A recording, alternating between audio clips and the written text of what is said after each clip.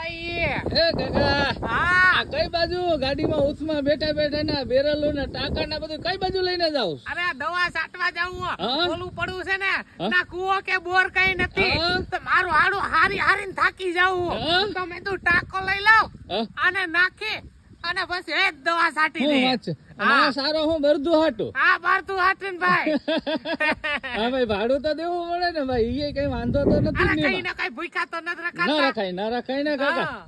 કાકા હું શું કહું, હા તમે વાડીએ પૂગો ગયા હું આવું આથી વાંધો નહીં અને દવા છાંટવી ને?